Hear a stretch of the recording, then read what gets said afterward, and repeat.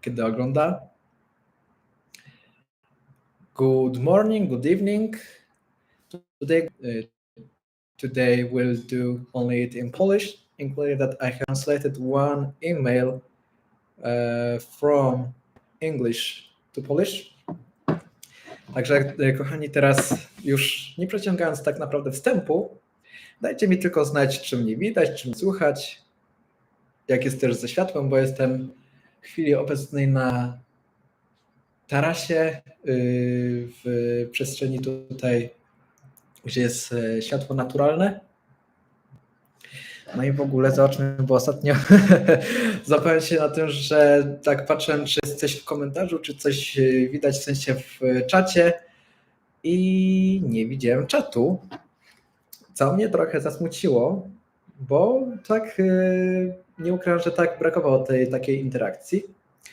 Teraz zobaczę, jak w ogóle to wygląda na telefonie. Tak, oczywiście. O, tutaj teraz wyciszę. Dobra, widzę, że jest w porządku z głosem. Natomiast jeszcze jakbyście... O właśnie. Cześć kochani. Ale dotyczy on braku wolności słowa w Chinach. Temat wyszedł z tego, kochani, że tak jak ostatnim razem miałem o edukacji w Chinach z koleżankami z Chin, wynikła taka sytuacja, że poprosiły mnie później o zamazanie twarzy, żeby po prostu nie były widoczne ich twarze. I dostałem też zresztą mail od The Icelandic Son, który tam posłał komentarz, który okazał się, że nie mógł w jakiś sposób udostępnić na YouTube. I w którym tak właśnie trochę nawiązał do takich swoich obserwacji autocenzury. I kochani, właśnie o cenzurze będzie, o braku wolności słowa w Chinach. Z czym to się wiąże? Bo tak jak widzicie, no nadaję do Was tutaj z Chin, z Szanghaju. De facto mówiąc cokolwiek o Chinach, no to mówię dosyć otwarcie. Mówię w taki sposób też dosyć otwarcie, bo też mam świadomość, że na i raczej to też mówię z perspektywy własnych doświadczeń, ewentualnie doświadczeń innych ludzi. Ten live będzie taką refleksją własnymi doświadczeniami, tym, co słyszę od innych i chociażby tym, co było moje doświadczenie właśnie tutaj z koleżankami z chinięcie delikatnego tematu i poczucie zagrożenia, że w razie tak zwanego W mogłoby coś być nie tak z strony rządów ich stronę.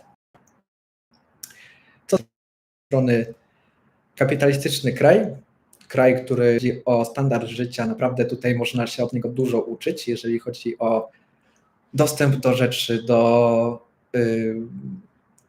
tej komercji, nawet bym nazwał. Z drugiej strony mamy doświadczenie ciągłe komuny, tego, że to jest kraj komunistyczny, tego, że tutaj system jest jaki jest i tego, że ludzie żyją tak naprawdę w zastraszeniu. Nie będę ukrywał, że jest to odczuwalne na co dzień, mimo tego, że o tym nie mówię w vlogu, no bo to są takie rzeczy, które dopiero jak się tutaj jest, jak się tutaj mieszka, to się to czuje. Ale też nie na co dzień, tylko bardziej już w rozmowach takich indywidualnych. I o ile Chińczycy ogólnie dosyć otwarcie mówią o Chinach, nawet w polityce, o tyle, kiedy już przychodzi czasami do poważniejszych rozmów, oni bardzo po swojemu pomijająco mówią o pewnych tematach, co ich doskonale rozumiem. Też przepraszam, jak będzie widać w kamerce, że się coś tam trzęsę, jest po prostu zimno, bo oczywiście to od razu ciekawostka dla tych, którzy myślą, że Szanghaj to wiecie, na wysokości jest mniej więcej Kairu, że ciepło. Nie, jest kochani obecnie ile? 16 stopni. ale no, nawet w pomieszczeniach jest zimno. Nie ma ogrzewania centralnego, jest ogrzewanie wyłącznie z klimy. Także jeżeli widać w kamerce, że się trzęsę, to nie dlatego, że się człowiek czegoś tam boi, tylko po prostu jest zimno. I jest to przeszywające zimno, bo jeszcze w Szanghaju jest klimat wilgotny i nawet jak nie jest zimno w sensie temperatury, no to odczuwanie jest. Wracając do tematu. Cenzura w Chinach, kochani. Ja na tym się przyłapałem chociażby ostatnio, odbierając od kolegi książkę, gdzie on mówił o różnych rzeczach dotyczących AI. Mówił o rozwoju, o postępie AI, sztucznej inteligencji i też w pewnym momencie krytykował rząd chiński, ale pod względem tego, jak wyglądał czas pandemii tutaj. I o tym akurat bardzo dużo ludzi mówi, nawet otwarcie, nawet w swoich social mediach. U mnie śnieg spadł spory i mam trochę mało stabilny internet, ale jestem. No to łączę się z tobą, Anna Koralia, i współodczuwam zimno. Ja jestem już ubrany, mam pod sobą, tak tylko powiem, t-shirt, mam koszulę, mam bluzę wełnianą, no i mam oczywiście na sobie kurtkę, ale wracając do tematu. Dosyć właśnie żywo Chińczycy komentują pewne rzeczy, na przykład swoje jakieś niezadowolenie, tak jak było w przypadku słynnego pożaru, w sensie nie wiem, czy tak słynnego, że tak jak tutaj ktoś z Was oglądający wie o pożarze w Urumqi w czasie pandemii chińskiej, w sensie, bo ona się wydarza trochę później, jakby ona trwała w międzyczasie tak jak u nas, tylko że te obostrzenia zarazy przypadły na 2022 rok. Jakby ten 2020-2021 de facto przyszedł łagodnie, dopiero kwiecień 2022 i później cały ten okres 3 miesięcy tak naprawdę był bardzo, bardzo mocno w obostrzeniach. I problem był taki, że w Urumqi pewnego dnia wybuchł pożar w jednym z budynków mieszkalnych i niestety tylko dlatego, że Bałan, czyli strażnicy nie dopuścili straży, bo uznali, że jest pandemia, że trzeba mieć jakieś tam pozwolenia, że to w ogóle nie wolno, no bo jest zakaz wejścia osób z zewnątrz. Nie dopuścili straży i 10 osób zginęło w pożarze. I od tego czasu też jest akurat obostrzenie w Chinach trochę bardziej w drugą stronę, że teraz nie można mieć sprzętów elektronicznych w pomieszczeniach biurowych, nie można mieć w dormitoriach typu czajnika, typu suszarki, jeżeli chodzi o pomieszczenia mieszkalne, nie można mieć oficjalnie oczywiście, nieoficjalnie wiadomo jak jest, nie można mieć oficjalnie ogrzewacza, różnych tych sprzętów, które są uważane za niebezpieczne. Natomiast to było bardzo szeroko i do dziś jest szeroko komentowane w Chinach. Inne rzeczy, które są niestety uciszane, mówię niestety, bo u nas o tym się dosyć głośno mówi, a przez to, że jest właśnie ta cenzura w Chinach, w ogóle ten tutaj o Tybecie, mówię o Tajwanie, o w ogóle mniejszościach typu Urgowie, czy Hui, czy na przykład pewnie wiecie, w Chinach jest jeden czas, w sensie nie ma na przykład na terenie Chin 3 różnych stref czasowych, mimo tego, że Chiny to ogromny kraj wielkościowo, tak jak Stany Zjednoczone, tak jak Europa. Tutaj jest jeden czas, czyli w Pekinie, w Szanghaju wschód słońca jest normalnie, załóżmy teraz o 6 rano, w Urumqi, czyli już w zachodnich Chinach, wschód słońca jest, o ile pamiętam, o 9 rano, czyli osoby mieszkające w Urumqi mają poniekąd przesunięty czas. Tutaj pytasz, Anna Korea, czy czajnika nie można mieć w domu? W domu nie można, nie ma to, natomiast jak coś usłyszane, to nie szkodzi. Też właśnie drugi krok uciszenia Chińczyków jest to, że teraz by się z wami połączyć tutaj przez internet, kochani, muszę korzystać z tak zwanego mistrza, żeby nie nazwać inaczej. Myślę, że wiecie, o co chodzi. Wszyscy tego też używamy, żeby oglądać filmy na przykład z innych krajów. I gdyby nie to, nie mógłbym korzystać. No i jest to oczywiście też zrobione specjalnie bariera dla Chińczyków, żeby nie mieli dostępu do informacji z zewnątrz, żeby nie mogli wiedzieć, co się dzieje na świecie, żeby mogli tylko wiedzieć w jedną słuszną propagandę, wiadomo, siła, patriotyzm, te wszystkie wartości.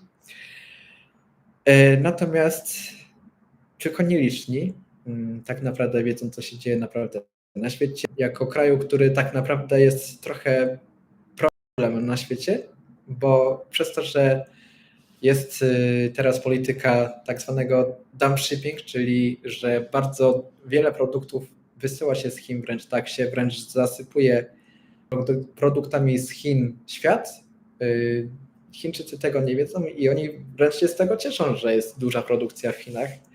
Bo oczywiście kraj rośnie, natomiast nie zwracają uwagi na problem, który już istnieje w Chinach, a który może mieć swoje echo, o ile nie w tej przyszłości teraz najbliższej typu 2-3 lata, to za paręnaście lat to jest przesycenie rynku biznesowego, przesycenie rynku business to customer, czyli rynek B2C, ponieważ jakby wciąż żyje się tutaj taką świadomością konsumpcjonizmu, wciąż się żyje taką świadomością, nazwałbym wielkościowością kraju. Nie patrzy się na to, że już teraz Chiny borykają się z nierównościami w społeczeństwie. Jest to bardzo oczywiście duże tabu, nie ma czegoś takiego jak nierówność w społeczeństwie, wszyscy mają pracę, wszyscy mają się dobrze, nikt nie potrzebuje pomocy psychologicznej, psychiatrycznej.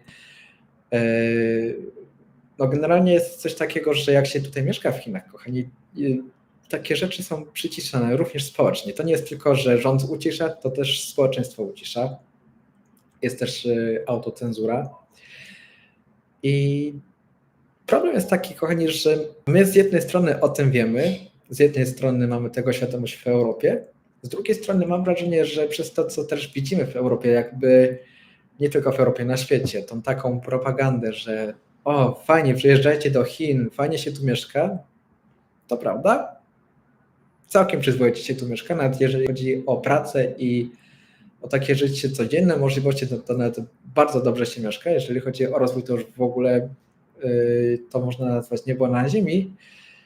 Natomiast problem pojawia się w momencie, kiedy rozmawia się z ludnością lokalną i bardzo często spotykamy się z tym, co ja już mówiłem ostatnio, chociażby, że my de facto musimy uczyć Chińczyków tego, co my nazywamy filozofią wschodu. Oni w ogóle nie mają o tym pojęcia. I to jest coś, co bardzo często nas zaskakuje, jak rozmawiam ze znajomymi z Polski czy skądś z Europy, bo my wychodzimy z założenia, że przecież filozofia wschodu to z Chin przyszły mądrości, podczas gdy tak naprawdę my na nowo poniekąd tych ludzi, którzy chcą oczywiście, więc jeżeli ktoś chciałby wiedzieć, dlaczego w Chinach nie ma na przykład świadomości filozofii wschodu, to do pierwszego live'a. Natomiast tak jeszcze tutaj dodając cenzury i wiedzy, która jest przyciszana, to po prostu rząd ma nad tym kontrolę, żeby w ten sposób ludzie oczywiście po pierwsze bali się wyrażać swoją opinię, po drugie, żeby mieć tak zwaną kontrolę nad masą, po trzecie, nawet jeżeli już ktoś dojdzie do prawdy, żeby tej prawdy nie rozpowszechniał. Bo oczywiście w Chinach są osoby świadome, w szczególności takie, które mieszkały za granicą Chin. Bardzo często zresztą w ogóle takie osoby wyjeżdżając z Chin już zostają poza granicą, bo te strony nie mogłyby już bardzo często wrócić, bo rząd by już nawet im nie pozwolił, a nawet gdyby wróciły takie osoby, czekałoby ich więzienie, jak nie obóz zagłady, pozwolę to nazwać, bo taki obóz istnieje. I to jest też największa bolączka i największe chyba tabu w ogóle nie omawiane w świecie zachodnim, ale też dlatego, że bardzo skutecznie się to przycisza. Bardzo skutecznie się też jakby maskuje ten temat. Nie jest on poruszany, przynajmniej ja nie miałem tego świadomości, że są obozy zagłady. Tutaj do pytań, które mam na telefonie, zrobiłem sobie screen. Mam tutaj bardzo pytania. Zacznę od pytań od Anny Korali. Czy na co dzień odczuwasz brak wolności słowa?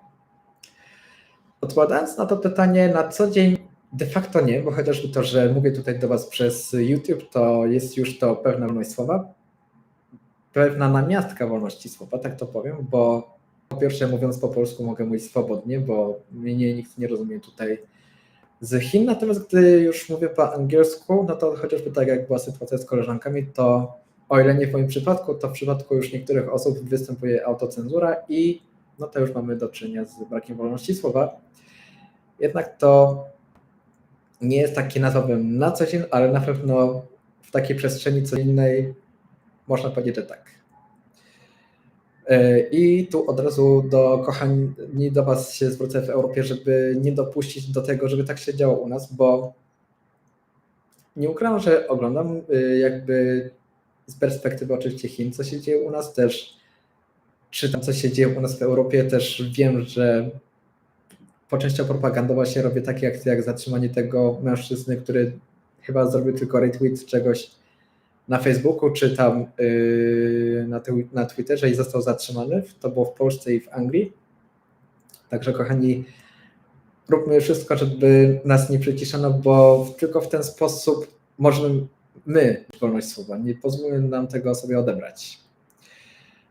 I od razu też pytanie w drugą stronę, bo tutaj tak jak mnie zapytać Anna Koralia, czy na co dzień odczuwasz brak wolności słowa, to ja zapytam teraz, kochani, bo przez to, że nie jestem w Europie, to tego po prostu nie wiem.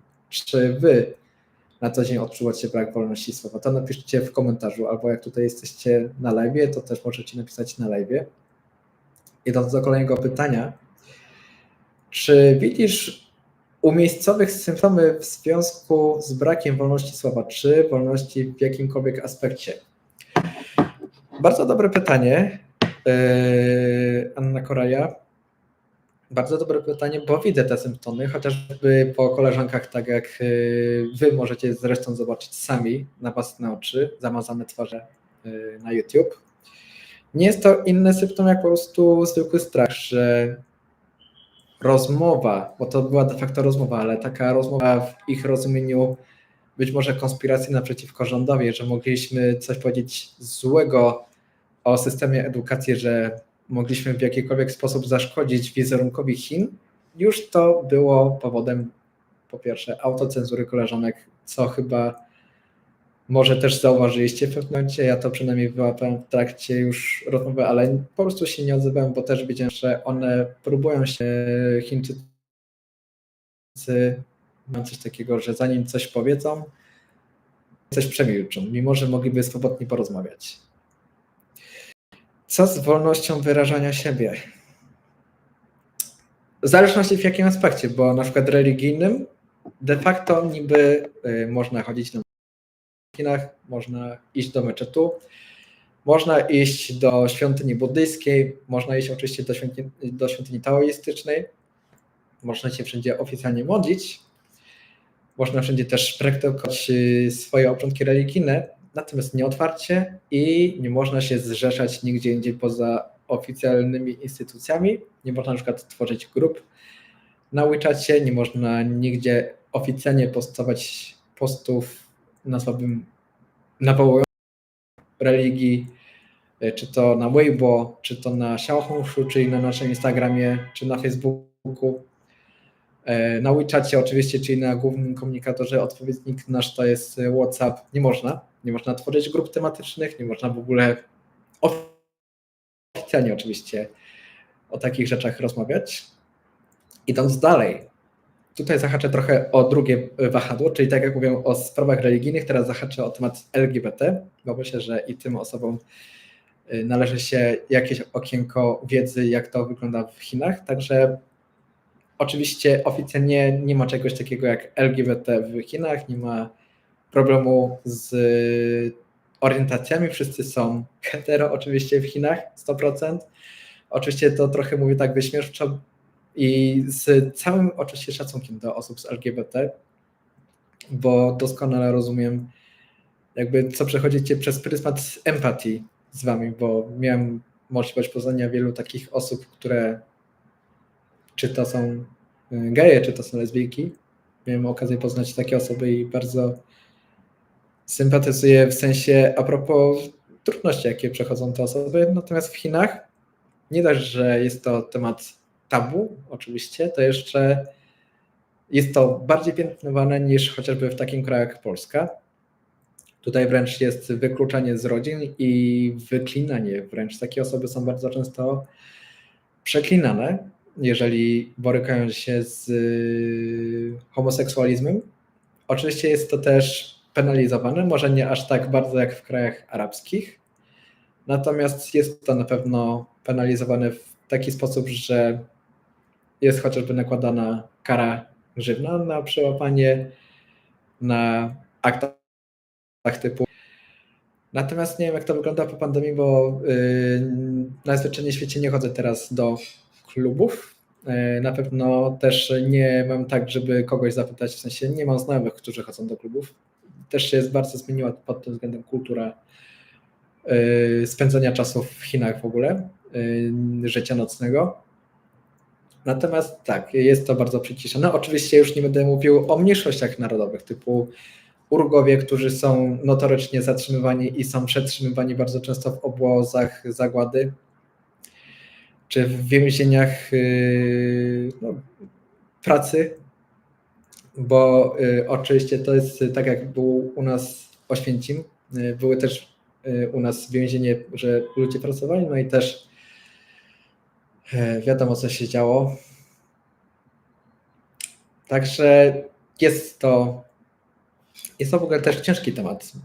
Myślę, że w ogóle godny do poruszenia kiedyś osobno, bo wyrażanie siebie ma różne strony, ma różne twarze. Natomiast z tych rzeczy, co podałem, myślę, że sami możecie trochę wywnioskować, co i jak jest w Chinach. Przechodząc do kolejnego pytania. Od Julii. Co z prawami człowieka? Czy nadal jest to obce w Chinach? Powiedzmy tak, że w ogóle tutaj nie słyszymy o czymś takim jak prawa człowieka. Tutaj w ogóle nawet nie ma prawa prywatności. Nie ma czegoś takiego jak przestrzeń osobista. Nie ma w ogóle tematu praw człowieka, bo i to jest smutne. Przepraszam teraz za użycie słów, ale sami Chińczycy, w sensie rząd, a też przy okazji sami Chińczycy traktują siebie jak zwierzęta, czyli całkowicie jest naruszona przestrzeń osobista, nie ma czegoś takiego jak życie prywatne, ludzie są traktowani z buta, bardzo często są brutalnie traktowani. Nie ma czegoś takiego jak to nazwać, w sensie takiej przyzwoitości, że to jest człowiek, że to jest istota czująca, a może tak. Nie mówiąc już o tym, że traktuje się tak samo zwierzęta i nawet gorzej. Tutaj, jak to się mówi, Chińczycy się nie patyczkują, mimo tego, że jest to kraj kapitalistyczny, nowoczesny. Ma on również swoją maskę złego traktowania ludzi. Może, żeby się nie rozwodzić, bo też nie chciałbym może za bardzo, nie przez autocenzurę, tylko przez niefajność tego tematu. Ja po prostu też nie chciałbym po prostu jakby w to wchodzić, bo chciałbym, żeby to były prawa człowieka. Chciałbym, żeby ci ludzie żyli wolno i swobodnie. Natomiast nie jest to może Korea Północna, bo jest to chociażby kraj otwarty na przyjezdnych, ale ma bardzo wiele wspólnego z Koreą Północną, może tak. W szczególności poza takim miastem jak Szanghaj, Pekin, Kanton, Chongqing, wszelkimi tymi dużymi miastami. Czy w Chinach ucisza się kogoś bardziej? W sensie mniejszości religijne, kobiety, bardziej osoby niepełnosprawne? Jeżeli chodzi o religię, no to już mówiłem wstępnie. Generalnie nie można się obnosić, że się jest osobą religijną, mimo tego, że Można chodzić do kościoła, można chodzić do meczetu, nawet można robić obrządki w środku oczywiście kościoła, nie można gdzieś tam na zewnątrz się pokazywać chociażby z obchodami w Boże Ciało, czy tak jak robimy Boże Narodzenie, nie można mieć stajenki na zewnątrz, no wiecie o co chodzi, nie można w ogóle się z tym pokazywać. Najbardziej przyciszane są grupy mniejszościowe Urgów i Hui, które to są przedstawicielami wyznania muzułmańskiego, mimo tego, że jest dużo więcej muzułmanów ogólnie w Chinach. Najbardziej cierpią mieszkańcy Xinjiang, prowincji Gansu, prowincji Qinghai. Już nie wspomnę oczywiście o Tybecie, nie wspomnę oczywiście też o regionach autonomicznych, takich jak Tajwan, Hongkong, Makao, z czego Hongkong i Makao akurat mają się najbardziej swobodnie, mają największą autonomię, natomiast też tam się dzieją na całkiem krzywe akcje. Też coraz bardziej te miejsca z ucywilizowanych, przepraszam, że też nazwę kontrastowo ucywilizowanych, natomiast to, co robią Chiny kontynentalne, to jest upadlanie niestety ludzi w dużym stopniu i to niestety się dzieje też w takich miejscach Hongkong i Makao. Bardzo się odczłowiecza ludzi, bardzo się odbiera poczucie człowiekiem ludziom i ma to też związek z uciszaniem, oczywiście z odbieraniem tej wolności słowa. Natomiast najbardziej odczuwają to osoby właśnie z tych prowincji wymienionych wcześniej, Xinjiang, Gansu, Qinghai. Tybet też bardzo dużo obrywa, mimo że to są głównie mnisi buddyjscy. Bardzo często też są u nich problemy, egzekucje. Tajwan myślę, że nie muszę mówić, bo to chyba jest akurat u nas omawiane dosyć na gorąco. W sensie chęć przejęcia Tajwanu, chęć w ogóle mówienia o Tajwanie jako o części terytorium Chin. Myślę, że to jest dosyć już powszechny temat w Europie, natomiast takie inne mam wrażenie, że nie. W szczególności te prowincje, które wymieniłem i też problem właśnie z przyciszaniem mniejszości ogólnie innych niż tylko Han.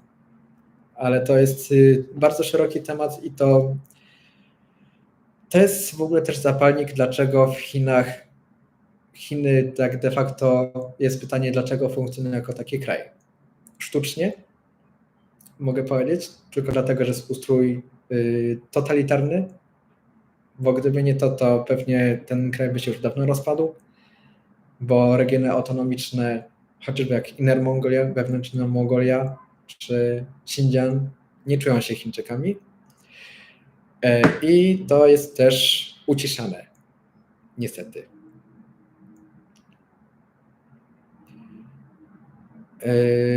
Aha, bo tutaj jeszcze kobiety czy osoby niepełnosprawne było w pytaniu.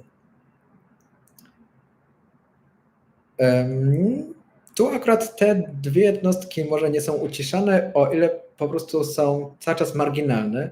Już coraz mniej, już coraz więcej można zobaczyć osób niepełnosprawnych na ulicy. Jeszcze w 2016 roku osoby z niepełnosprawnościami widocznymi, czy to chociażby osoby z niepełnosprawnościami umysłowymi były trzymane w domu, ale głównie dlatego, że był to temat wstydu, temat karmy, temat przekleństwa rodziny, no i oczywiście zaburzenie wizerunku czystych Chin. Tu nawiążę trochę do czystek etnicznych, do czystej rasy, tak jak to było za czasów pana Ha. To jest trochę ten klimat w Chinach. Natomiast nie jest to uciszane w sensie na przykład przez pryzmat praw kobiet. Tutaj akurat kobiety mają trochę już się lepiej. Natomiast jeżeli chodzi o prawa człowieka w tym kontraście, no to tutaj ogólnie te prawa człowieka dotyczą wszystkich, że są ujmowane. Z bieżących komentarzy u nas w kraju myślę, że nie ma problemu z wolnością słowa, bardziej problem w tym, że nikt tych słów nie chce słuchać. Punkt. A czy sami Chińczycy chcieliby faktycznie mieć więcej wolności? Em, Tak, tylko nie mogą tego wyrazić. I to jest też problem. Oni przez to, że nie mogą tego wyrazić, też żyją w takim zapomnieniu, w takiej beznadziei. W sensie jest też to różnica na pokolenia. Pokolenie starsze, takie jeszcze, to znaczy starsze. Pokolenie, które jeszcze się urodziło w latach 80., to jest pokolenie graniczne, gdzie była jeszcze głęboka komuna pana Sierściucha, tak go nazwę. Chodzi o pana na 3 litery MAO. Jest to echo polityki jednego dziecka, jest to echo też jeszcze starych obyczajów kolektywnego życia Chińczyków. To też się trochę zmienia, o czym mówiłem w przedostatnim live'ie. I też jest ten kontrast, że Chińczycy, którzy wyjechali za granicę, to są najczęściej ci, którzy myślą o wolności, którzy żyją rzeczywiście wolno, w pełnej tego słowa znaczeniu wolności. Natomiast są też Chińczycy, którzy czasami mają rodziny w Chinach, którzy przyjeżdżają tu do Chin i oni pobudzają do takiej wolności wyrażania siebie. Natomiast bardzo często jest to na granicy z prawem. Jest to wciąż kontrolowane przez rząd, że takie osoby mogłyby być zatrzymane podczas pobytu w Chinach, mogłyby mieć odebrany paszport i odebrane oczywiście możliwości wyjazdu do kraju, gdzie przebywają, czy to w Polsce, czy to w Stanach, czy gdziekolwiek na świecie. Także z takich rzeczy jest tutaj mowa o wolności słowa, ale nie jest to na przykład poruszane na Facebooku, załóżmy, czy na Weibo, czy na Xiaohongshu. Myślę, że o aplikacjach w ogóle i o propagandzie drogą online też będę o tym mówił w osobnym czacie, bo w osobnym live ma to swoją bardzo osobistą twarz, trochę odzwierciedlającą też to, co poruszam w dzisiejszym temacie, jeżeli chodzi o wolność słowa, a też oczywiście o propagandę wspaniałych i jednych wielkich Chin. Idąc do kolejnego pytania, bo tutaj mam jeszcze trochę, chciałbym się zamknąć w ramie godzinnej czasu. Czy odczuwa się nadużycie władzy czy odczuwa się nadużycie władzy osób na wyższym stanowisku? Bardzo. Bardzo i to nawet w taki sposób, że to idzie hierarchicznie w dół, w taki sposób, że każdy nadużywa każdego i kończy się to na tym, że bardzo często zwykły bałan, czyli strażnik, cieć, jak to się też mówi u nas potocznie, on sam będzie nadużywał władzy wobec osób nawet z nim niezwiązanych, tylko po prostu przypadkowych, tylko dlatego, że jest strażnikiem, tylko dlatego, że czuje frustrację, że ktoś nad nim ma władzę i żeby dać sobie tego upust, to będzie bardzo często bierno, agresywnie złośliwy wobec osoby, która się mu napatoczy, czy to osoby z zewnątrz, której nie zna i która będzie musiała się przed nim kajać i tłumaczyć, dlaczego przechodzi do tego konkretnego budynku. Po sam fakt, że nawet ktoś, jak już jest na przykład mieszkańcem danego budynku, wciąż będzie czasami miał nieprzyjemności z strażnikiem tylko dlatego, że na przykład ma zły dzień, załóżmy. Czy już nie wspomnę, że w trakcie zarazy to było najbardziej odczuwalne, jak była nadużywana władza nawet przez bałan, czyli przez strażników, ale o tym nie będę mówił, bo to mógłby być osobny temat live. Natomiast osoby, które zostały w Chinach, mają swoje spostrzeżenia. Ja jako osoba mieszkająca w Chinach mogę powiedzieć, że to nadużycie władzy jest wszędzie odczuwalne. To nie tylko przez biurokrację, która jest chyba najbardziej oczywista, ale jest to też typowo komunistyczne myślenie, że przecież wszyscy tak robią, to ty też tak musisz. To myślę, że to zdanie podkreśli idealnie i podsumowuje nadużycie władzy wobec wszystkich. Z bieżących pytań, czy te ich frustracje często widać na ulicach jako wybuch emocji? I tak, i nie. Tak, bo jak się już zna chiński, to bardzo często można usłyszeć, jak oni klną jak szewc po chińsku na wszystkich. Najczęściej można to zauważyć u kurierów dostarczających jedzenie czy cokolwiek. Natomiast można to też zauważyć wśród ludzi, którzy gdzieś tam, powiedzmy, mają jakieś sytuacje spięcia i mimo tego, że Chińczycy generalnie mają zasadę zachowania twarzy, tak zwanej maski, starają się nie wyrażać emocji. Jak się już tak mieszka na co dzień w Chinach, dużo częściej niż jak się jest turystycznie, można to zauważyć. Także oczywiście jest wybuch emocji, jest to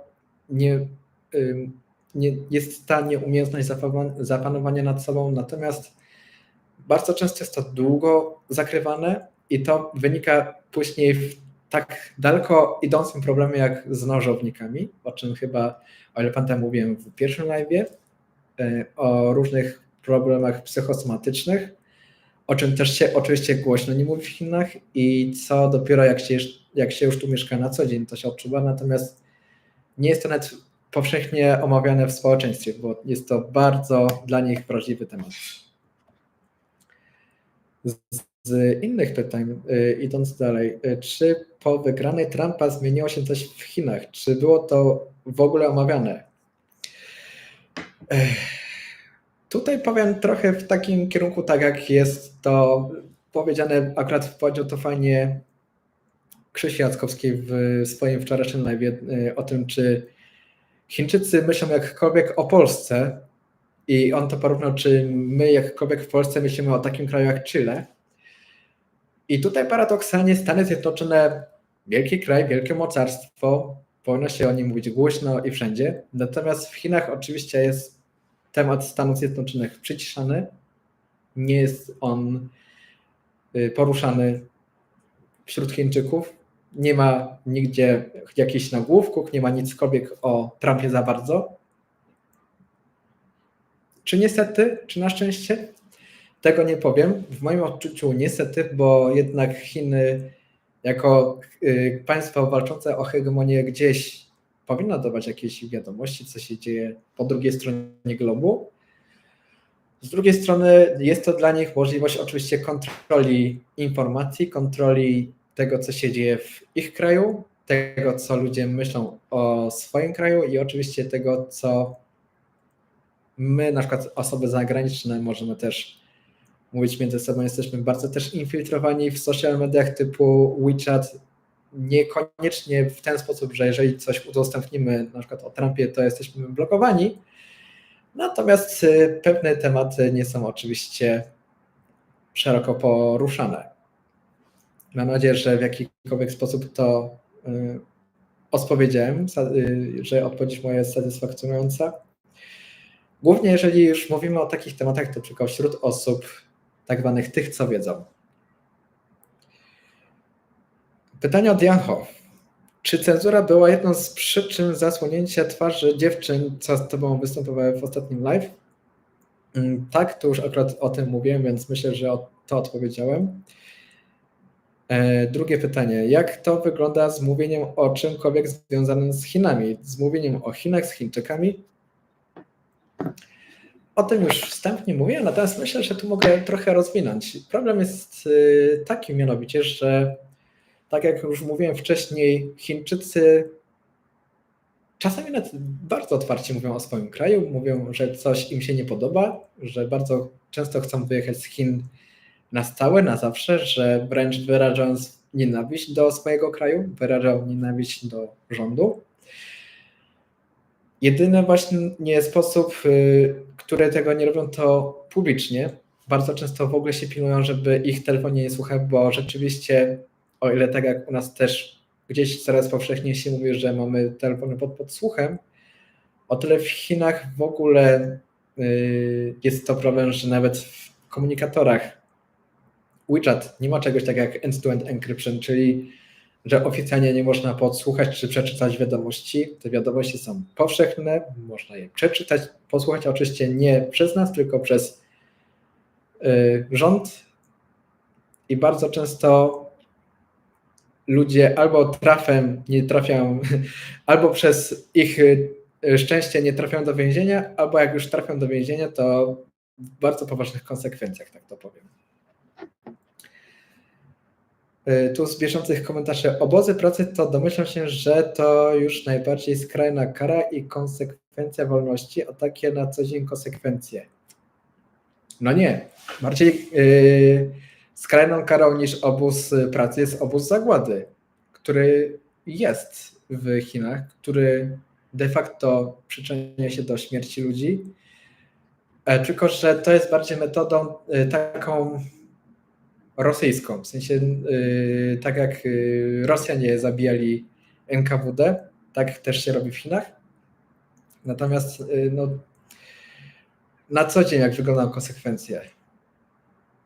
Więzienie, grzywna, jak ktoś ma tak zwane plecy, albo po prostu czasami rząd udaje, że czegoś nie widział, czegoś nie słyszał. Też tu jest taki paradoks, że bardzo dużo rzeczy jest oficjalnie przemilczanych, ale głównie dlatego, że później wyłapuje się tak zwane ofiary, kozły ofiarne i bardzo często są to osoby niewygodne i coraz częściej to dotyczy osób związanych z tymi, które współpracują z osobami z zagranicy, czyli tak zwani współpracujący z Waywarem, czyli z nami.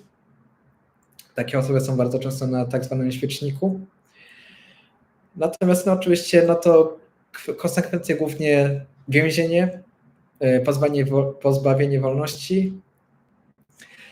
Mówię o tym i nie chciałbym się już powtarzać, dlatego że jest to dla mnie też Polish. This topic is not common in China. Nie jest coś takiego, kochani, że temat inny niż Chin jest szeroko omawiany.